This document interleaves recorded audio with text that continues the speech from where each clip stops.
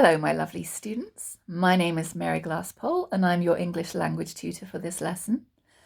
This is the last video in a series which covers the 13 plus comprehension paper, and it's based on a book by Susan Hill called The Woman in Black. Now, I've already made 5 videos which cover the first 5 questions on this exam paper, so if you'd like to go back to my YouTube channel, you can find the videos there and catch up on anything you may have missed.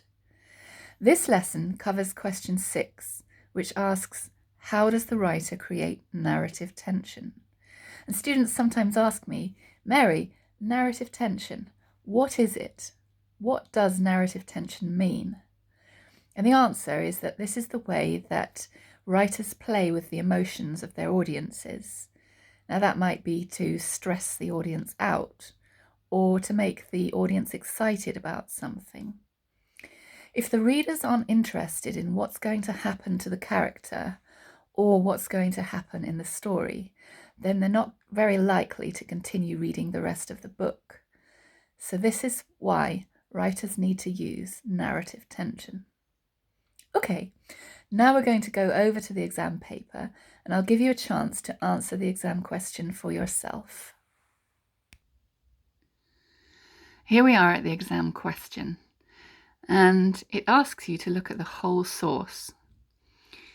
There are various different types of narrative tension that you could talk about.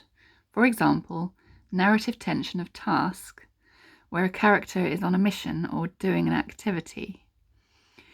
Then there's narrative tension of relationship, where the character's behaviour towards another character intrigues us. There's also narrative tension of setting, where the writer's description of a place affects our emotions and encourages us to keep reading. There are plenty of examples of narrative tension, and these are just a few. There are plenty more, which we haven't got time for in this video. Your job is to analyse how language, structure, words and phrases are used to create this narrative tension. Now, this question carries the most marks on the exam paper, and some students like to attack it first so that they can claim the big marks, and then it doesn't matter if some of the other questions with smaller marks don't go too well. It's recommended that you use a PED method: point, example, explain, develop. And if you can do that for 3 paragraphs, then that should give you 12 marks, which is more than enough to answer the question. The other thing that is pretty important is that you write your answer in chronological order, so time order of when the things are happening in the text.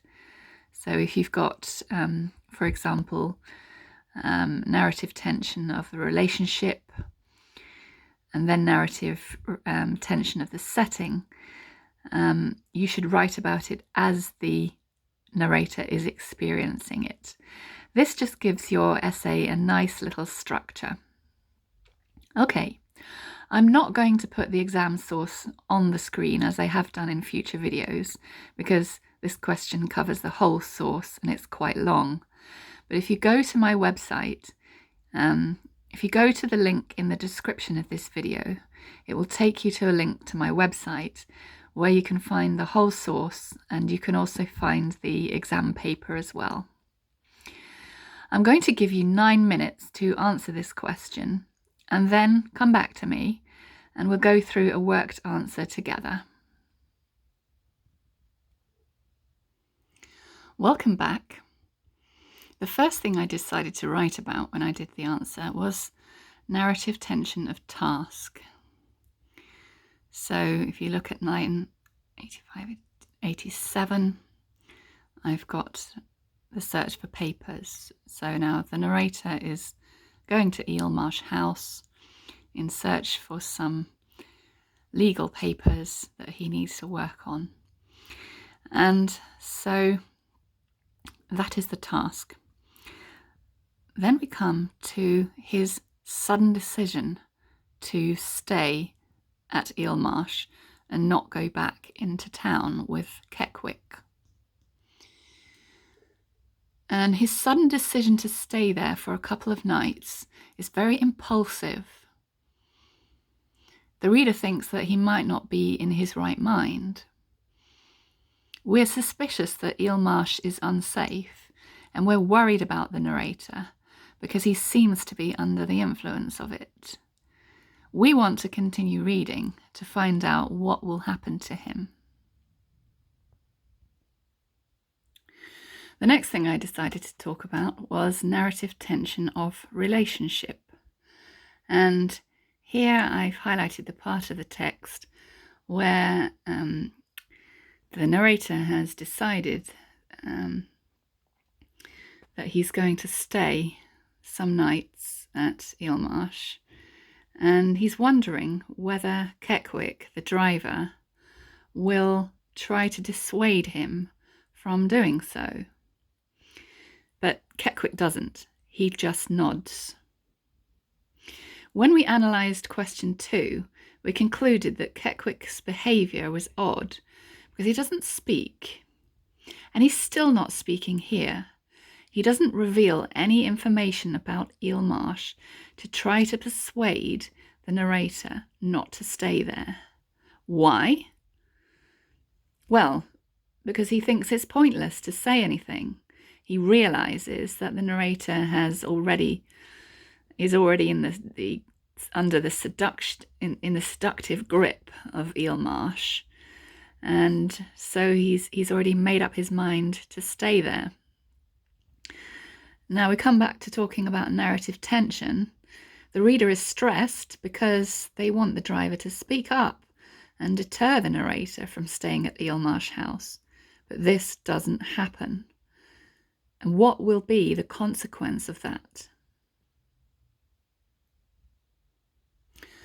The last thing I want to talk about is the narrative tension of setting.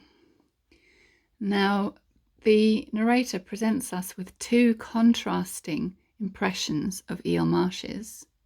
Firstly, they're alluring, they are seductive, because you've got the shimmering beauty, his heightened senses. And if you go over the page, you've also got that they're quite addictive. So these are the positive aspects of the Eelmarshes. But you get the impression that this is a place that holds you in its grasp by its beauty.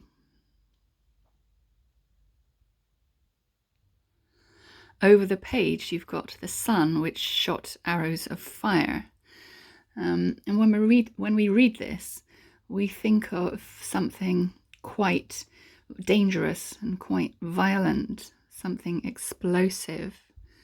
This is shown to us through the use of metaphor. So that creates quite a negative impression of the marshes. Then we come to a simile of a satanic-looking seabird. And this links back to the ideas about fire and make the audience think about hell. As a result, the audience is concerned that the narrator may be lured into danger. All right, let's have a look at a worked answer. Before I started, I jotted down the 3 types of narrative tension that I wanted to analyse: task, relationship, and setting. And then I broke my answer down into 3 paragraphs. The first paragraph focusing on the narrative tension of task.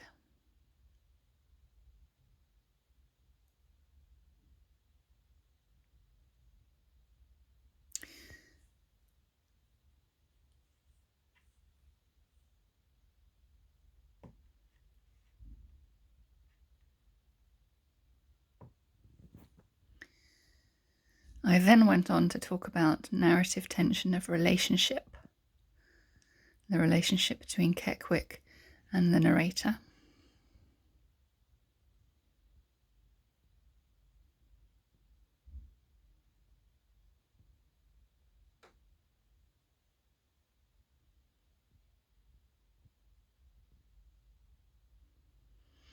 And then finally, I ended by talking about narrative tension of setting and looking at both the negative and the positive aspects of Eel Marsh and what makes it such an interesting place for the reader.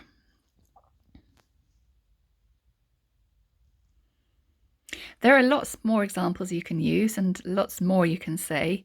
This is just a small selection of possible answers that you could use.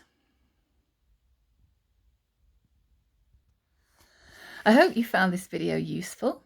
If you are about to take your 13+ exam, or you've just taken it and you're waiting for your results, then the best of luck. I hope it goes well and you get the results that you're looking for. If you enjoyed this video, don't forget to leave a comment and hit the subscribe button for more videos of a similar style. I'd be interested to read your comments on what you did to answer this exam paper, and I'll do my very best to get back to you. My name is Mary Glasspool. Thank you very much for watching and enjoy the rest of your day. Bye.